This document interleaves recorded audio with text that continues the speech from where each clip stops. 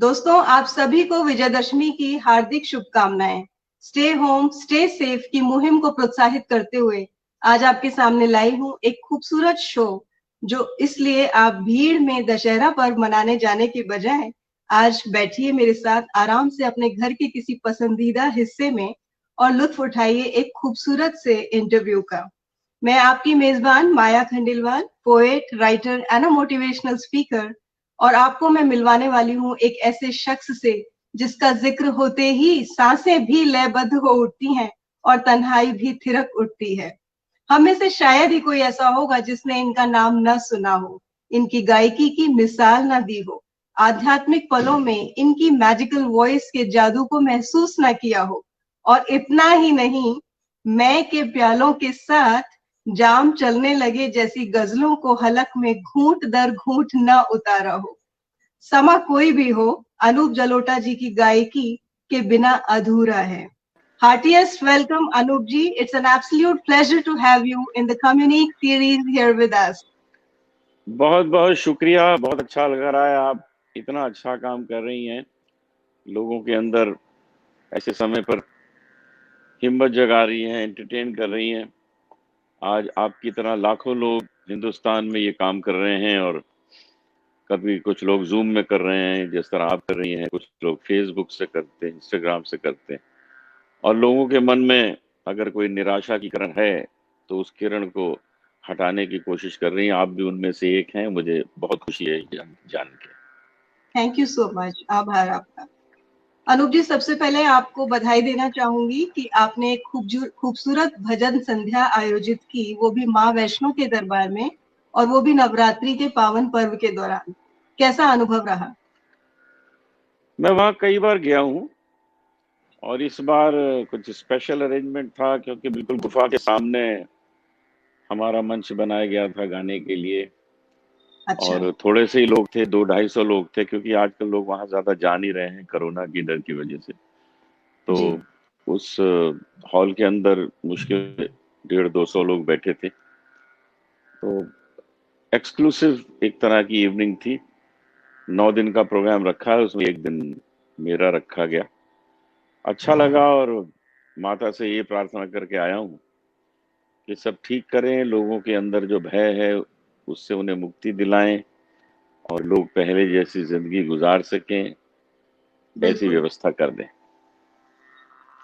आज हमें रियलाइज हो रहा है कि वो जिंदगी जिसे हम बहुत सामान्य समझते थे, वो कितनी खास थी, कि हम जी लोगों से बिंदास जब चाहे मिल सकते थे, घर से बाहर निकल सकते थे, लोगों को गले लगा सकते थे, प्यार बढ़ा सकते थे। वो जी, सारी चीजें अब एकदम दुर्लभ होके रह गई हैं। हर सही छोटी से बात। छोटी चीज which we took for granted has come so beautifully rare these days. ये सही अनूप बात जी, है, मैं और जानना।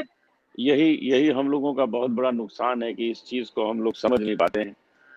बिल्कुल। कि कहते हैं ना कि जो सामने जो चीज है उसको हम वैल्यू नहीं देते, बिल्कुल। और जब वो छिन जाती है तो कितने परेशान होते हैं उसके लिए। एक बिल्कुल। बड़ा अच्छा शेर है कि सामने जो है इरशाद। उसे लोग बुरा कहते हैं, सामने जो है उसे लोग बुरा कहते हैं, और जिसको देखा ही नहीं उसको खुदा कहते हैं। वाह वाह वाह क्या बात है। बिल्कुल सही कहा आपने। जो तो चीजें खुदा अमूर्त तो हैं, हमारे सामने नहीं सामने है। है। हाँ। जी हाँ, जैसे आप बिल्कुल। सामने हैं तो हम आपको देवी माने, आपके सामने हम हैं, आप हमको ईश्वर मानिए। अगर बिल्कुल। इसमें एक काम हो सकता है, ये इससे ज्यादा सुंदरता क्या हो सकती है कि हम एक दूसरे को ईश्वर और देवता और देवी की उपाधि दें। तो फिर एक बिल्कुल। दूसरे का बिल्कुल। सम्मान हम कितना करेंगे। हम सम्मान बिल्कुल। करने लगते हैं, जिसको देखा ही नहीं है उसको खुदा कहते हैं। क्योंकि ईश्वर का अंश तो हम सभी में है। अगर हम उसी को सब रिस्पेक्ट में करना सीख जाए तो शायद जिंदगी सार्थक हो जाए हमारी। ईश्वर तो हमारे अंदर बैठा हुआ है। हृदय बना बिल्कुल। लो भक्तों, गोकुल धाम रे। ये मैं आपको गा के सुनाता हूँ। बिल्कुल। बिल्कुल इरशाद। हृदय बना लो भक्तों, गोकुल धाम रे। हृदय बना लो भक्तों, गोकुल धाम रे। आके बसेंगे इसमें राधे श्याम रे। वाह। मंदिर में कर पूजन आठों याम रे, आके बसेंगे इसमें राधे श्याम रे। बहुत सुंदर, बहुत सुंदर। अनूप जी, जानना चाहूंगी आपको क्या संगीत विरासत में मिला? आपके पिताजी स्वर्गीय पुरुषोत्तम जलोटा जी भक्ति संगीत के ही उपासक थे, जिन्हें पद्मश्री से भी सम्मानित किया गया। तो क्या संगीत के प्रति आपका रुझान प्राकृतिक था? परिवार में था। हमने सांस ली पहली तो संगीत में ली, क्योंकि हमारे क्या परिवार में बात है। संगीत। तो पिताजी ने बचपन में हमारे में वो गुण देखे कि ये गा सकता है, तो हमको सिखाना शुरू किया। मैं बिल्कुल। 7 साल का था जब मैं मंच पे गाने लगा। मुझे मंच पे गाते हुए 60 साल हो गए। क्या आई एम बात है। 67 नाउ। 60 दैट साल इज से मंच पे गा वंडरफुल। रहा हूँ। और मैंने जो पहला एल्बम रिकॉर्ड किया था एचएमवी के लिए, उसको 50 साल हो गए। मैं 16 साल का था जब मुझे लखनऊ में एचएमवी के लोग रिकॉर्ड करने आए थे। I was student. दैट्स तो मेरी ब्यूटीफुल। ऐसे शुरुआत हुई है। इतने सालों से मैं गा रहा हूँ। लोग मेरा संगीत पिछले 40-45 साल से सुन रहे हैं, और वो समझते हैं कि मेरी उम्र 100-125 साल होगी।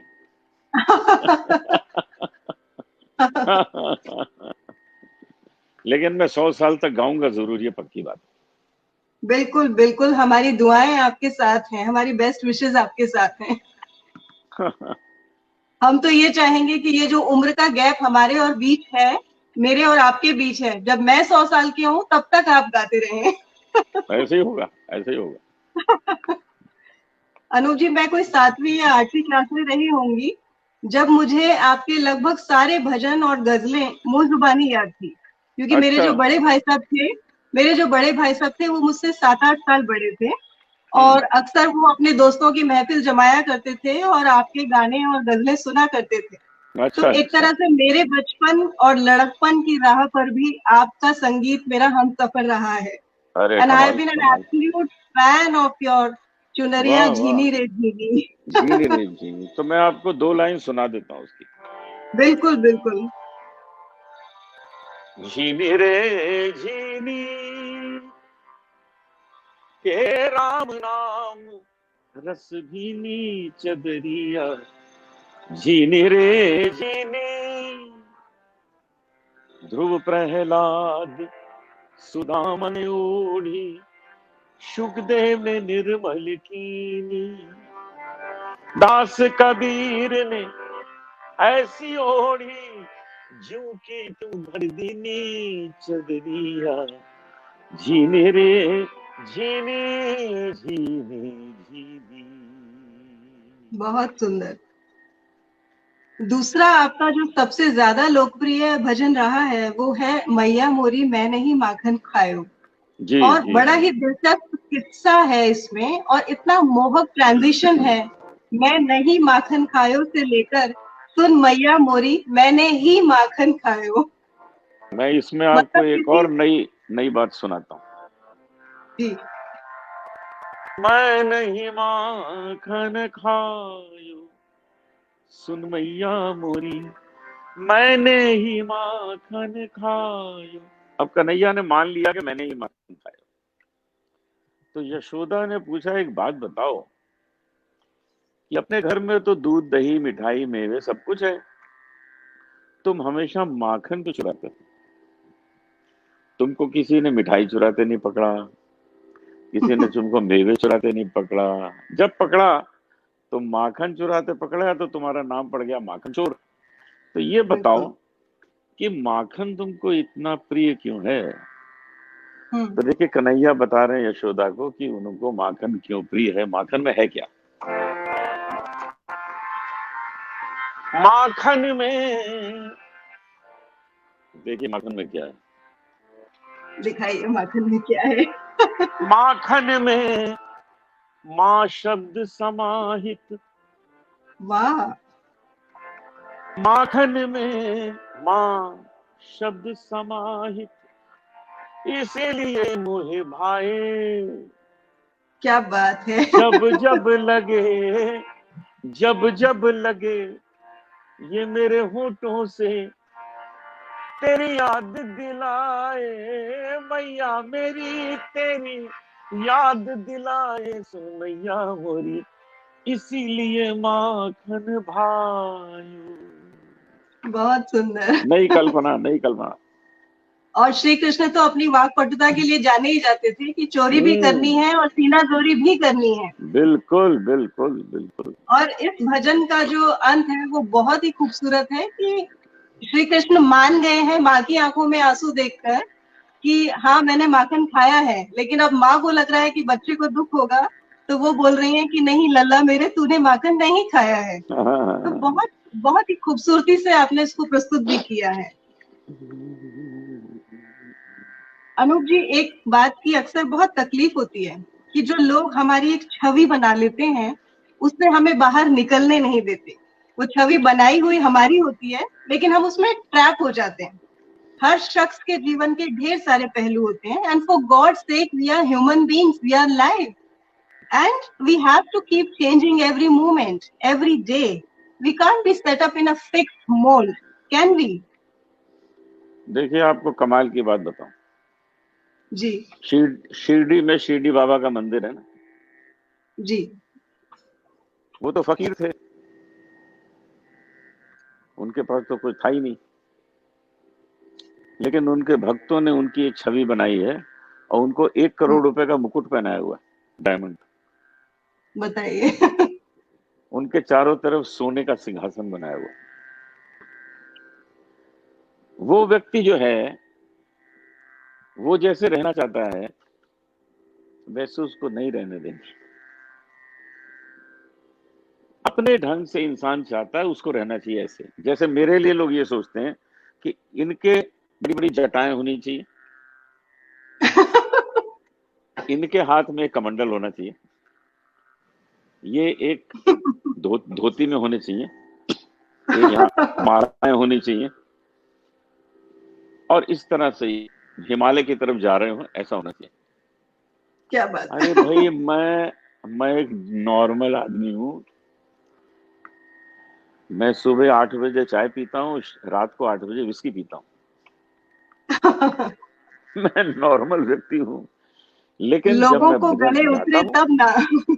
वो लोग मुझे ऐसा बनाना चाहते हैं। 9 बजे बिल्कुल। देखिए लोग क्या चाहते हैं कि उनको जो आनंद आए सामने वाले की छवि देखकर वैसी छवि उसकी होनी चाहिए। अरे उसकी क्यों जी। होगी वो छवि? उसके अपने मन की छवि बिल्कुल। है। मैं कोई साधु संत बिल्कुल। थोड़ी हूँ। साधु संत तो बहुत ही आदरणीय श्रेणी होती है। वो लोग अपना जीवन का सब कुछ त्याग कर साधु संत बनते हैं। अरे मैं तो जीवन भोग रहा हूँ, आनंद ले रहा हूँ उसका। मैं तो साधु संत नहीं हूँ, लेकिन साधु संतों का लेकिन आदर करता हूँ। जब मैं भजन गाता हूँ वो भजन लगता है, जब मैं गजल गाता हूँ वो गजल लगती है, जब मैं फिल्मी गाने गाता हूँ वो फिल्मी गाने लगते हैं, जब मैं पंजाबी गाता हूँ तो पंजाबी मस्ती आती है। अरे मैं सब कुछ गाता हूँ भाई। मुझको साधु संत की महान श्रेणी में मत डालो, वो लोग बहुत महान होते हैं। लेकिन एक कलाकार भी बहुत महान होता है और इसलिए हम आपका बहुत सम्मान करते हैं। नहीं, एज कलाकार बहुत अच्छी बात, लेकिन बिल्कुल। एज साधु संत तो ना समझे। आप बिल्कुल ठीक समझ गए मेरा इशारा किस ओर था। भजन सम्राट के रूप में लोगों ने आपको जी भर के सराहा, एकदम पलकों पर बिठाया और बिल्कुल साधु तुल्य मान लिया। लेकिन जब आप उस ढांचे में कसमसाने लगे तो लोगों को धक्का लगा। यही हुआ। अभी आगे आगे बहुत होने वाला है, देखिएगा। अनूप जी तैयार हैं। बहुत कुछ मैं अनूप करने जी वाला हूँ आगे। तैयार हैं। हाँ, आगे आगे मैं बिल्कुल। इतना इतना कुछ करने वाला हूँ कि लोगों को लगेगा ये क्या हो गया। क्योंकि मैं लोगों को ये विश्वास दिलाना चाहता हूँ कि एक कलाकार स्वतंत्र होता है। वो हर तरह बिल्कुल। की हर भांति की विधा का आनंद लेता है। हाँ, एक बात बिल्कुल। ये है कि मैं जरा छुप के नहीं करता हूँ। मैं आनंद सबके सामने लेता हूँ। अगर मैं दैट्स ड्रिंक ब्यूटीफुल। करता हूँ तो मैं सबके सामने पार्टीज में सबके साथ ड्रिंक करता हूँ। मैं किसी तरह का कुछ छुपाना नहीं चाहता। मैं जो हूँ सो हूँ। और बाकी ये जो फिल्में हैं, ये टीवी शोज हैं, ये सब तो ड्रामा होता है, इसका थोड़ी कुछ है असर। ये सब तो कहने वाली चीजें हैं। लेकिन मेरा जो जीवन है वो जैसा मैं पसंद करता हूँ, मैं वैसे व्यतीत करता बहुत सुंदर, बिल्कुल ऐसा ही होना चाहिए। हम जो मूलभूत रूप से हैं उसको हम कितने दिन तक छुपा पाएंगे? हूँ। नहीं छुपा बिल्कुल ठीक है, पाएंगे। बिल्कुल इससे ठीक बात। बेहतर है कि हम बिना किसी दुराव छिपाव के जो है हम वही नजर आए लोगों को। बिल्कुल ठीक। अनूप जी, अपने विवाहित जीवन के बारे में कुछ बताएं। और जैसा कि मैं देख रही थी आपकी अदालत में कि आपने सबसे पहले कहा कि मैं यहाँ अपनी जीवन संगिनी के साथ आया हूँ, और वो इशारा आपके हारमोनियम की तरफ था। और आप ये कह रहे हैं कि आप 7 साल के थे तब से गा और बजा रहे हैं, तो इसका मतलब तो आपका बाल विवाह हो गया। मेरा बाल विवाह हो गया था और मेरे हारमोनियम से हो गया था। बिल्कुल। तो ये मेरी फर्स्ट वाइफ है। बिल्कुल बिल्कुल। और अभी 5 साल पहले मेरी पत्नी मेधा का हार्ट प्रॉब्लम की वजह से स्वर्गवास हो गया था। उनका हमने हार्ट ट्रांसप्लांट कराया था अमेरिका जाके। उनका हार्ट खराब हो गया था तो नया हार्ट लगवाया था। और जी वो 13 साल उनको एक्स्ट्रा लाइफ मिली उस हार्ट से। लेकिन 13 साल बाद फिर जो दोबारा कोशिश की गई तो वो सक्सेसफुल नहीं हुई। लेकिन वो 13 साल भी अच्छे गुजरे, हम लोगों ने बहुत अच्छी जिंदगी गुजारी।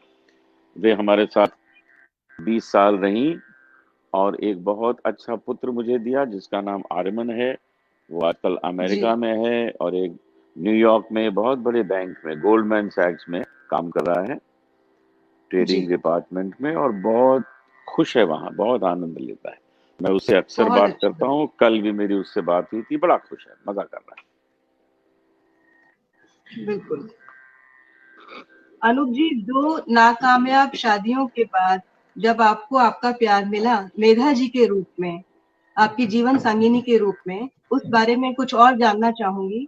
मैंने ये सुना है और मैंने वो किताब पढ़ी है हार्टफेल्ट, जिसमें मुझे ये जानने को मिला कि मेधा जी में गजब की सकारात्मक ऊर्जा थी और है। भरपूर जिजीविषा थी, जी जहां जी। उनकी बीमारी ने आप दोनों के जीवन को अस्त व्यस्त कर देने में कोई कसर नहीं छोड़ी। वहीं आप दोनों के पारस्परिक विश्वास और प्यार ने हर बार उस बीमारी को मुंह तोड़ जवाब दिया। और मैंने पढ़ा है भारतीय एस प्रधान द्वारा लिखित किताब हार्टफेल्ट में कि ये किताब भी एक तरह से आप दोनों के अटूट प्रेम संबंध को उजागर करती है, and it's an dedication to that ardent love and mutual faith that you had for Medha ji and she had for you. तो कुछ और बिल्कुल बताएं थोड़ा सही है, सा बिल्कुल उनके सही है। बारे में। मेधा को संगीत का बहुत शौक था। उसने पंडित जसराज जी से संगीत सीखा था। अच्छा। और घर में हम लोग कभी कभी बैठ के साथ में रियाज भी किया करते थे। अब वो हेल्थ ने साथ नहीं दिया तो 20 साल से ज्यादा वो हमारा साथ नहीं दे पाई। लेकिन मैं ये कहूंगा कि बहुत ही अच्छी गृहिणी, बहुत अच्छी महिला, बहुत अच्छी माँ, बहुत अच्छी पत्नी, सब कुछ मैंने उसमें पाया। और जहां भी वो है, ईश्वर उसको सुखी रखे।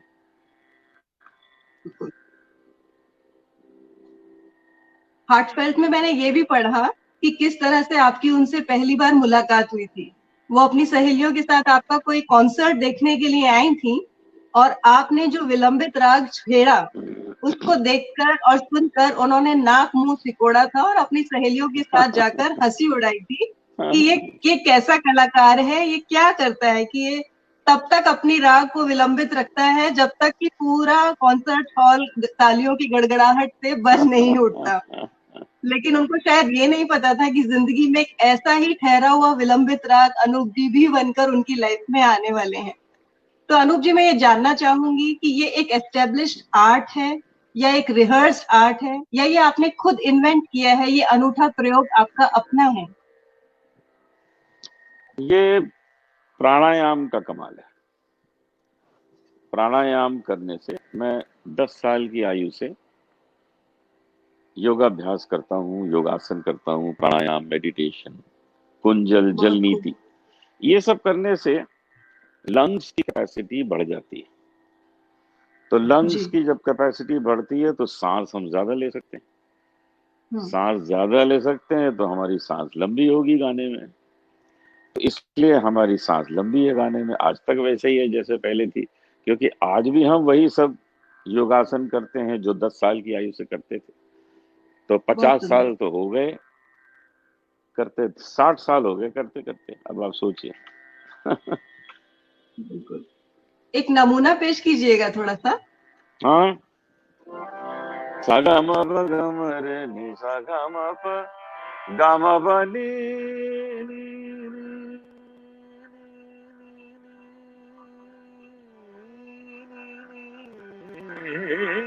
नी नी रे नी नी नी पा मा रे मा पा नी सा।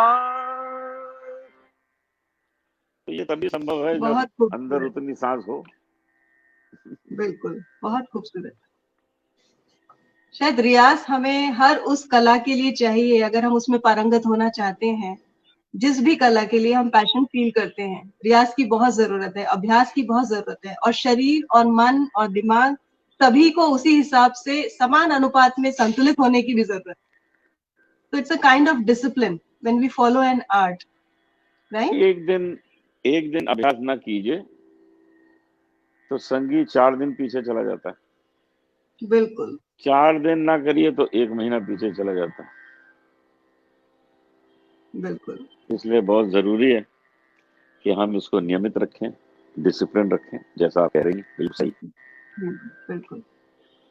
अनूप जी, ये बिग बॉस 12 का क्या किस्सा रहा जिसने बहुत सारे दिल तोड़ दिए और बहुत सारे दिलों को आस बंधा दी?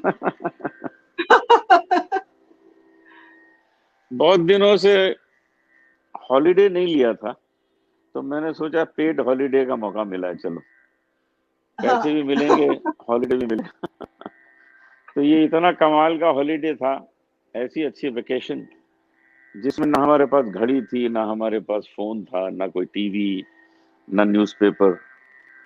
तो इससे अच्छा हॉलिडे क्या हो सकता है कि दुनिया से दिल का टूट गया और वहां 1.5 महीना रहे, साथ में पैसे भी मिले। तो पेड हॉलिडे के लिए मैं गया था, और पेड हॉलिडे का खूब मजा लिया, और बाहर आके लोगों को बता दिया कि सच्चाई यही थी। जसलीन मथारू को लेकर आपके दामन पर काफी स्याही उछाली गई। क्या आप इससे आहत हैं? कुछ शेयर करना ना, चाहेंगे? हाँ, कोई फर्क ही नहीं पड़ता, क्योंकि जो चीज सच है ही नहीं उसका फर्क क्या पड़ना। अगर कुछ उसमें सच्चाई हो और मैं छुपा रहा हूँ और लोगों को पता लग जाए, पेपर में आ जाए, तो परेशानी होती है। लेकिन ये तो है ही नहीं। अभी हफ्ता बाद 10 दिन पहले फोटो आ गई थी कि मेरी जसलीन की शादी हो गई। हाँ, वो जो आपके वैवाहिक जोड़े में जिस तरह की पिक्चर आई इंस्टाग्राम पे, उसके बाद ये सारा बवाल शुरू हुआ शायद। तो क्या फर्क पड़ता है, लोगों को छापने तो जो छापते हैं। ऐसा है ही नहीं।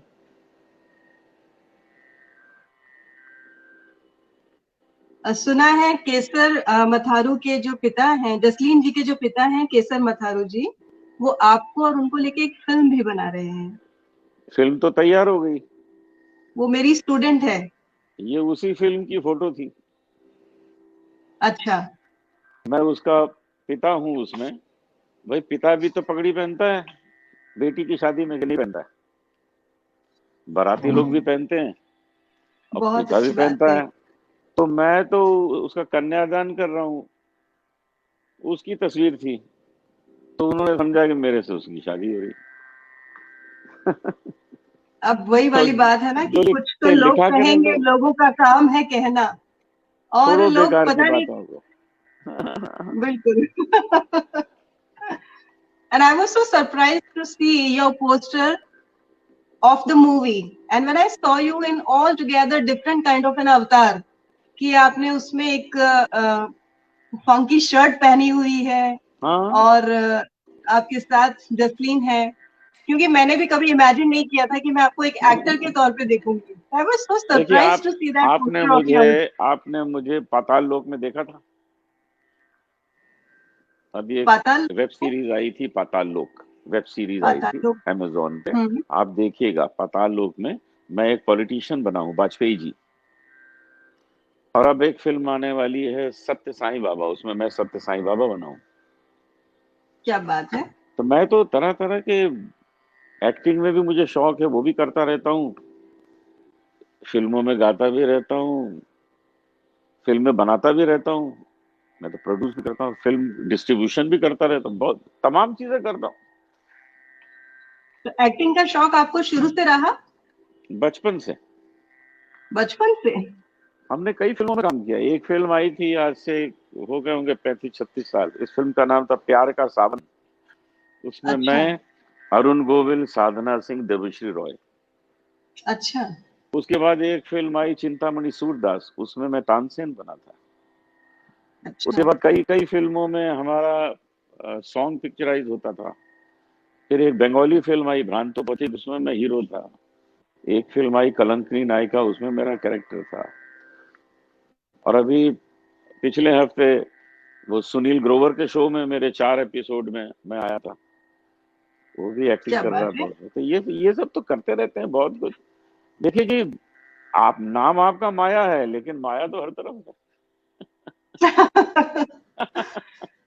मेरे ख्याल से इस तरह का प्रयोग बहुत सारे गायकों ने नहीं किया है, क्योंकि हमने जितने भी गजल सिंगर्स को देखा सुना है, शायद किसी और विधा में उन्होंने उस तरह से रुचि नहीं ली, इतना वर्सटाइल नहीं रहा, वो लोग अपनी एक कला के प्रति समर्पित रहे। तो इसी वजह से लोगों ने एक छवि बना ली उनकी, और इसी इसी वजह से लोग सरप्राइज होते हैं कि अनूप जी एक पॉलिटिशियन भी हो सकते हैं, और एक बंगाली हीरो भी हो सकते हैं, और एक सिंगर भी हो सकते हैं, भजन गायक भी हो सकते हैं, और गजल गायक भी हो देखिए, सकते हैं। अभी तो माया जी बहुत कुछ बाकी है। अभी आप लोगों को और चौंकाने वाले हैं, हाँ। हाँ, क्यों नहीं चौंकाएंगे ना, देखिएगा ना आगे क्या क्या होने वाला है। So as I said, this is life and we are all live. So we have to go on changing every day. और क्यों एक ना हम जीवन बदलें। मिला है, एक जीवन हाँ मिला है, बिल्कुल, क्यों। बिल्कुल। एक मैं जीवन पूरी है, तरह तो से उसमें सहमत हूँ। कर लो, सब कर लो जो करना है उसमें। लेकिन किसी बिल्कुल को कष्ट सहमत ना हूँ। दो, किसी को तकलीफ दे के नहीं करना है, किसी को टॉर्चर नहीं बिल्कुल। करना है, किसी का मिसयूज नहीं करना है, किसी को एक्सप्लॉइट नहीं करना है। बस अपने मजे करिए, आपको जिंदगी मिली है उसके मजे करिए। बिल्कुल। कुछ लोग अभी भी अज्यूम कर रहे हैं कि आपकी और जसलीन की शादी हो चुकी है, और मैंने पढ़ा कहीं पे आपने लिखा था कि लोग आपको फोन करके, व्हाट्सएप करके मुबारकबाद देते हैं इस शादी के लिए। तो क्या जवाब होता है आपका उनके कई लिए? लोगों को मैं कह देता हूँ मैं कल हनीमून पे हूँ, डिस्टर्ब मत करो। अच्छा।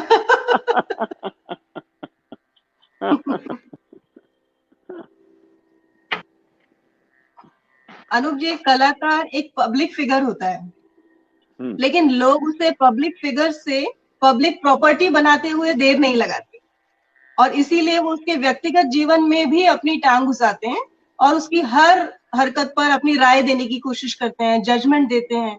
आपको लगता है कि ऑडियंस होने के नाते ये सही है? आपको मैं कमाल की बात बताऊं, मैंने कभी बिग बॉस नहीं देखा। मैंने भी मैंने नहीं देखा। अप, मैंने मैंने अपना भी एपिसोड कोई नहीं देखा। मैं सिर्फ खेला हूं। अच्छा, उसके बाद जितने भी कमेंट आते हैं हम्म। वो मैं कभी नहीं पढ़ता, कभी नहीं देखता, क्योंकि मैं महात्मा गांधी जी के उस विचार से सहमत हूं कि बुरा मत देखो, बुरा मत सुनो, बुरा मत कहो। बिल्कुल। लोगों को करने दीजिए, जो उनकी इच्छा है वो बोलते रहे, वो स्वतंत्र है ना। और आजकल के जमाने में हर व्यक्ति अपने पर्सनल न्यूज़पेपर का चीफ एडिटर है। बिल्कुल। बिल्कुल। वो सुबह जो भी न्यूज़ चाहता है वो छाप देता है अपने फेसबुक पे, इंस्टाग्राम में, ट्विटर पे, क्योंकि वो चीफ एडिटर है, उसको किसी से पूछना नहीं है कि ये न्यूज़ सही है कि गलत है, उसने जो मन में आया उसने लिख दिया, बिल्कुल। तो वो if chief we have editor है। Got that freedom of expression. हाँ, तो फिर बट मेरे ख्याल लिखते से। रहे, तो उससे अफेक्टेड क्यों होना। मैं तो अफेक्टेड बिल्कुल नहीं होता। मेरे लिए तो जो जो लिखते हैं मैं उसका मजा लेता हूँ, जब कभी कुछ लोग बताते हैं मुझे, क्योंकि मैं तो पढ़ता नहीं, मेरा समय अच्छी चीजों में जाता है। मैं अपने प्राणायाम में, मैं अपने योगा अभ्यास में, संगीत के रियाज में, लोगों को संगीत सिखाने में, 4-5 इस तरह ऑनलाइन आपकी तरह ये जो कर रहा हूँ, ऑनलाइन कॉन्सर्ट्स भी करता रहता हूँ। तो मेरा तो उस समय बहुत, ये 24 घंटे मुझे कम पड़ जाते हैं। मैं रोज, जब से ये लॉकडाउन हुआ है, 3 लाख लोगों को गाना सुनाता हूँ रोज। क्या बात है। 3 लाख लोगों को। तो मैं ये अपना समय क्यों बर्बाद करूं किसी का कमेंट पढ़ने में? तो नहीं जीवन जरूरत बहुत है मुझे अनमोल है। पढ़ने की। हाँ, उसका समय बर्बाद नहीं करना चाहिए। अरे आपके साथ बैठे मजा आ रहा है बात करके, अच्छा लग रहा है। और ये बेकार की चीजें जो है उसको हंसी में उड़ाना ही ठीक है, क्योंकि वो है ही बिल्कुल बिल्कुल। हंसी की चीज। जो अभिव्यक्ति की सीरियस चीजें स्वतंत्रता हैं, होना हाँ, अच्छा है। है ना, हम्म। अच्छा है, स्वतंत्रता लेकिन इस करने दो अभिव्यक्ति की सबको। स्वतंत्रता का इस्तेमाल अपनी अंदर की अच्छी भावनाओं को प्रकट करने के लिए किया जाए, या आपकी अपनी मौलिक सोच को सामने रखने के लिए किया जाए तो बेहतर है। लेकिन दूसरों की लाइफ में इंटरफेयर करने के लिए किया जाए, या अपना खुद का उनपे कोई जजमेंट थोपा जाए, तो ये शायद अभिव्यक्ति की स्वतंत्रता नहीं है, ये उसका मिस नहीं, यूज है। अगर अगर लोग कर रहे हैं, उनको वही अच्छा लगता है तो करने दीजिए, क्या फर्क पड़ता है? कोई फर्क नहीं, उनको समझ में खुद स्वयं आ जाएगा कि भाई ये क्या कर रहे हो। अपना, ये अरे अच्छी अच्छी बातें पढ़ो, रामचरितमानस पढ़ो, भगवत गीता पढ़ो, प्रेमचंद जी की कहानियां पढ़ो, अपने विचारों को और सुंदर बनाओ, तुलसीदास जी को पढ़ो, सूरदास जी के भजन पढ़ो। इन सब चीजों को पढ़ने से हम अपने विचारों को सुंदर बना सकते हैं। ये बेकार के कमेंट वमेंट करके क्या मिले? मैं तो ना कमेंट कभी करता हूँ और ना कभी किसी का पढ़ता हूँ, सीधी सी बात। तटस्थ रहना ही ठीक है शायद। हाँ और बस ठीक मेरा है। उद्देश्य भी ये था कि मैं लोगों को एक ऐसे अनूप जलोटा से मिलवा सकूं जो किसी एक ढांचे में फिट नहीं हो सकते। और मैंने टाइटल भी रखा है इसका dimension, because I wanted to bring out all the dimensions of your personality to the हाँ, audience who are means accustomed to judge you on one basis कि भाई आप सिंगर हैं तो आपको सिंगर ही होना चाहिए, या आप भजन गायक हैं तो आप कुछ और नहीं गा सकते। ये बहुत नैरो माइंडेडनेस है, तो नहीं, उससे बाहर निकल के। लोगों को स्वतंत्रता है, जो कुछ वो सोचे, बिल्कुल मना नहीं है। लेकिन उनका अधिकार नहीं है कि सामने वाला बदल ही जाए। ऐसा तो नहीं होगा कि बदल ही जाए। जैसे मेरे लिए उन्होंने जो एक स्वरूप बनाया हुआ है, उस स्वरूप में वो मुझे कभी देखेंगे ही नहीं। वो तो मुझे ऐसे ही देखेंगे जैसे मैं हूँ। अब देखिए, मैं बैठा हूँ, पीछे मेरे बाहर है हमारी हमारा तो घर ऐसा, हमारे आज पार्टी है, तो हम तो रोज यही सब करते हैं, मस्ती करते हैं, खाते पीते मौज करते हैं। लेकिन किसी को कष्ट देकर नहीं, किसी को तकलीफ देकर नहीं, अपना आनंद लेते हैं जीवन का। तो हम लोगों को ये बताना मैं चाहते हैं कि आप अपने संतोष के लिए, अपनी खुशी के लिए मेरा स्वरूप न बनाइए, क्योंकि वो बिल्कुल स्वरूप मेरा नहीं है। अभी शिरडी बाबा बिल्कुल। को 1 करोड़ का मुकुट पहना दिया है, क्या शिरडी बाबा खुश हो रहे होंगे पहन के? सोने के ये आपका सिंहासन अपना में बैठाया हुआ है, सेटिस्फेक्शन। क्या वो खुश होंगे? अरे वो तो बिल्कुल। फकीर आदमी थे। लेकिन भक्त खुश हो रहा है इसलिए पहना रहा वक्त खुश हो रहा है, हाँ। है, इसलिए पहना। तो प्रभु भी कहते हैं ठीक है, चलो तुम्हारी इच्छा है, तुम ये स्वरूप बना रहे हो, खुश रहो। तो हम भी लोगों को कहते हैं ठीक है, तुमको ऐसे लिखना लिखते रहो लेकिन हम ऐसे हैं नहीं, बिल्कुल तुम लिखते बिल्कुल। रहो जो है। तो शिरडी बाबा तो मैं कहते अपने हैं कि हम दर्शकों एक को। करोड़ 1 करोड़ का मुकुट पहनने वाले हम संत नहीं है, लेकिन तुमको पहनाना है पहना दो, अच्छा। ऐसा। ऑडियंस को मैं आपके पर्सनालिटी का एक और आयाम दिखाना चाहूंगी। मैंने कहीं पे आपका एक बहुत अच्छा जोक भी सुना था, और मुझे पता चला कि अनूप जी जोक्स भी करते हैं, और वो भी अपनी शायरी वाले ही अंदाज में। तो मैं चाहूंगी कि आप वो अपना लंबी सांस के राज वाला जो लोगों के साथ शेयर करें। लेकिन सबसे छोटा जोक जो है मेरा वो ये है कि एक बहुत शरीफ आदमी था, वो बिग बॉस में चला गया। अच्छा। भाई इतना ही है फिर फिर अपनी अपनी कहानी बनाते रहो सब लोग जोक तो बाद में बहुत सारे अपने आप बन गए, हाँ। हाँ, ठीक है। वो जोक सुनाएंगे आप, लंबी सांस के राज वाला? लंबी सांस के राज वाला, हाँ वो अ, लंबी सांस जो हमारी है वो प्राणायाम की वजह से ही है। और एक बार बाबा रामदेव जी को भी मैंने सुनाया था कि बाबा जी, ये आपकी वजह से हमने सब जगह जिक्र करना शुरू कर दिया है कि ये प्राणायाम की वजह से है और ये बाबा रामदेव जी का कमाल है। तो वो बड़े प्रसन्न होते हैं जब उनका नाम मैं बीच में लेता हूँ।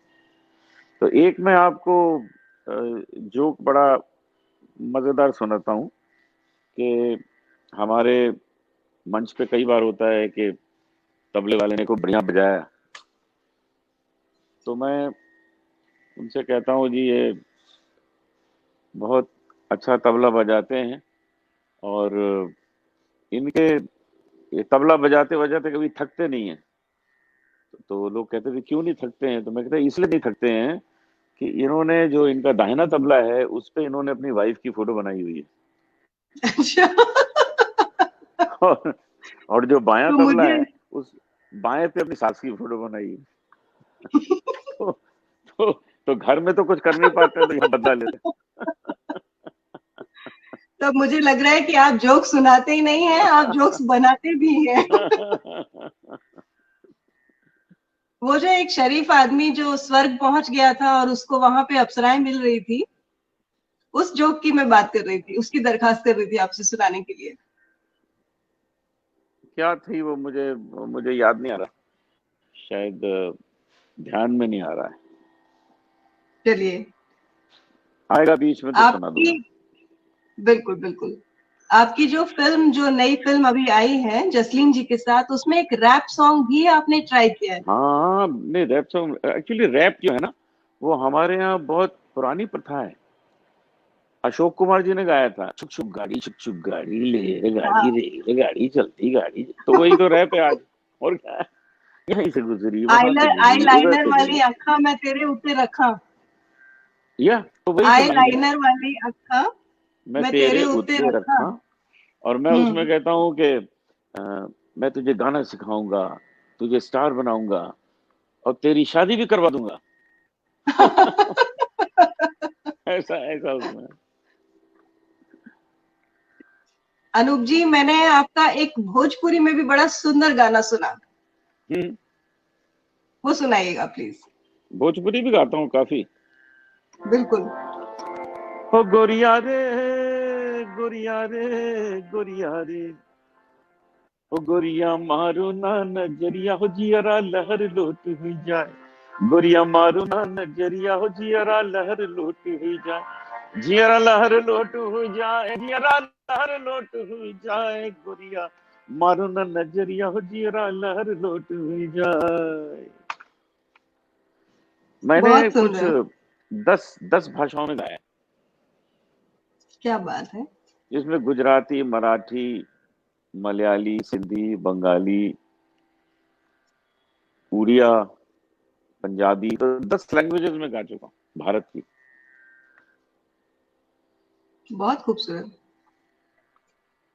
So whatever I have said, whatever I have conversed with Mr. Anup Jalota, I would like to give this message to my audience through all this, that we all need to be versatile and change every day, every moment. If you feel like you should be doing things that you have never done before, you should react to situations and people like you have never reacted before, because life is happening right now. It is there in the moment.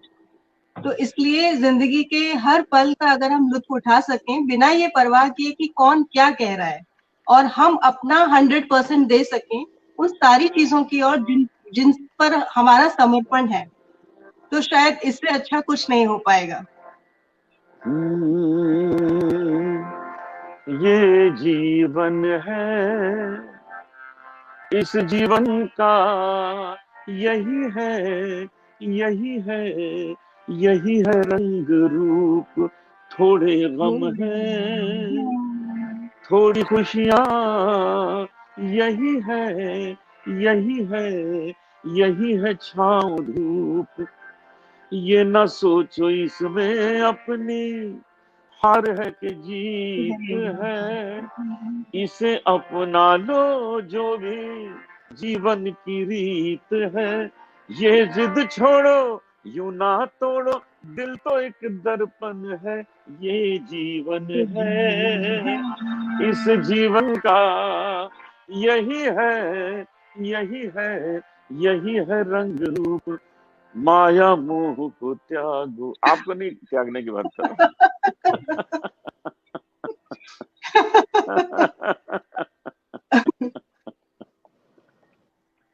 आप लोग बड़े सुंदर comments कर रहे हैं sir आपके लिए। अनुराधा भट्टाचार्य जी लिख रही हैं कि योर बंगाली, शायद मैं तो उसको ठीक से पढ़ नहीं पाऊंगी, आप देखिएगा कि वो क्या किस गाने की ओर इंडिकेट कर रही हैं। मैं सुना देता हूँ एक बंगाली। हाँ, ये ज्यादा बेहतर होगा। और क्या सुना देता हूँ, नजरुल गीती कुछ कह रही हैं वो। मैं सुना देता हूँ। मैं तो पढ़ नहीं सकता यहाँ क्या लिखा हुआ, क्योंकि मेरे पास कमेंट नहीं आ रहे हैं, लेकिन अच्छा मैं अच्छा। आपको, मेरे पास नहीं आ रहा है, मैं सुनाता हूँ। खेली छो ए বিশ্বলয়ে বিরাট শিশু আর মনে খেলিছ প্রলয় সৃষ্টি তব পুতুল খেলা নিরজনে প্রভু নিরজনে খেলিছ তারকার বিশোষী হেলো না তবু হে উদাসী পড়িয়াছে রাঙা পায়ের কাছে রাশি রাশি নিত্য তুমি হে উদার সুখে দুঃখে অধিকার হাসিছ খেলিছ তুমি আপন শনে নিরজনে প্রভু নিরজনে খেলিছ।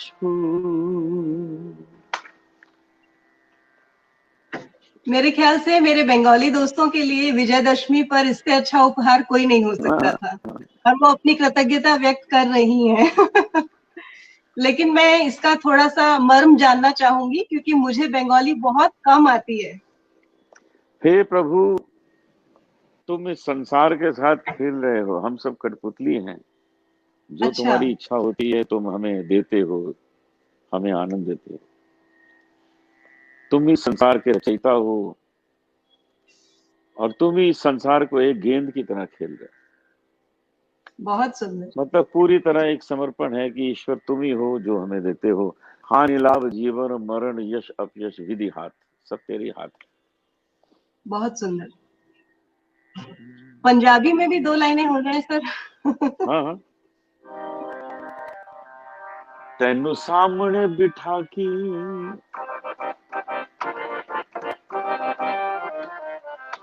तेनू सामने बिठा के तस्वीर में बनावा, तेनू सामने बिठा के तस्वीर में बनावा, दिल करदा है मेरा तेनू तकदा ही जावा। तेनू क्या सामने बात है। बिठा के तस्वीर में बनावा, दिल करदा है मेरा तेनू तकदा ही जावा। बहुत खूबसूरत, बहुत खूबसूरत। शुक्रिया। आपकी खुद की पसंदीदा गजल कौन सी है सर? मैं सुनाता हूँ आपको।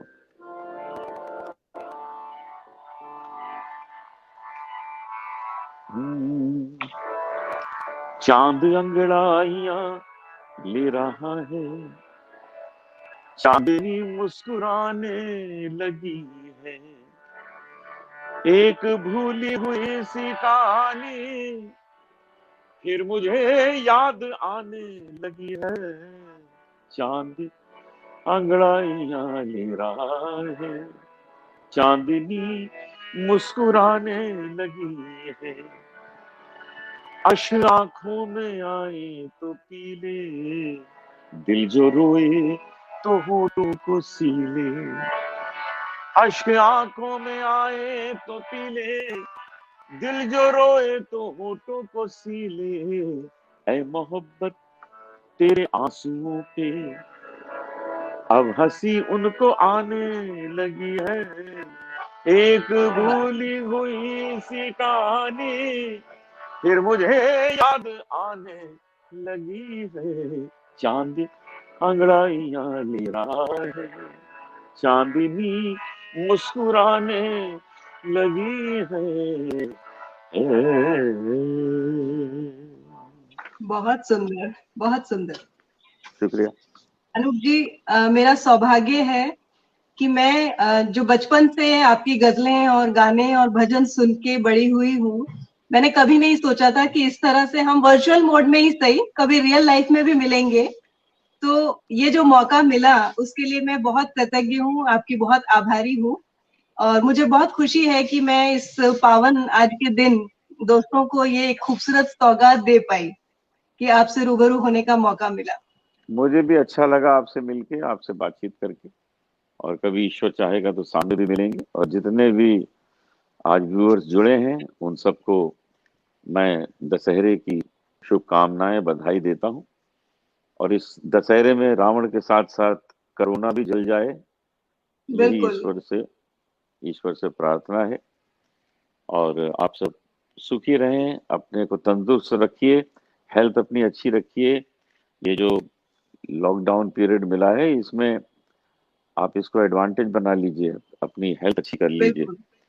अब देखिए, मैं बिल्कुल। सुबह उठ के सबसे पहले 1 चम्मच हल्दी गर्म पानी में पीता हूँ, उसके बाद मैं 1 फाग लहसुन खाता हूँ, फिर मैं च्यवनप्राश खाता हूँ, फिर सीतफलादी चूर्ण खाता हूँ, उसके बाद मैं प्राणायाम करता हूँ, उसके बाद योगाभ्यास करता हूँ, मेडिटेशन करता हूँ, जल नीति करता हूँ, कुंजल करता हूँ। तो ये सब करने से जो कोरोना है वो मुझसे बहुत डरता है, बहुत डरता है मुझसे, भाग जाता है दूर से मुझे देख के। मैं 17 मार्च को लंदन से आया बॉम्बे, मेरे हम्म। प्रोग्राम थे जर्मनी, हॉलैंड, लंदन, जहां पर कोरोना का तांडव चल रहा था, और मैं वहां अपने कार्यक्रम कर रहा था। और जब करके मैं बॉम्बे लैंड किया तो मुझे यहाँ रोक लिया, या वहां से आ रहे हैं, आपका टेस्ट करना है, मैंने कर लो। हम्म। टेस्ट करके दूसरे दिन का आप तो बिल्कुल ठीक है, घर जाइए। और हमारे साथ के यंग 6 लोगों को हो गया था कोरोना, हमारे ग्रुप के। अच्छा। जी हाँ, क्योंकि वो लोग ये सब नहीं करते। ये सब करके आप अपने शरीर को ऐसा बना लीजिए कि ये सब वायरस है ना, ये सब आपको टच ना कर पाए। तो ये अच्छा मौका मिला है, इस वक्त आप लोग अपने को तंदुरुस्त कर बिल्कुल। लीजिए, और बॉडी, माइंड और सोल तीनों से तंदुरुस्त करिए। सिर्फ हेल्थ से, शरीर तंदुरुस्त बिल्कुल। करने से नहीं बिल्कुल। होगा, बिल्कुल। मेंटली करिए, इमोशनली करिए। तो वो प्राणायाम से होगा, मेडिटेशन से होगा, कि आत्मा भी प्रसन्न है, आपका मस्तिष्क का संतुलन भी ठीक है, हेल्थ भी अच्छी है, सब करिए।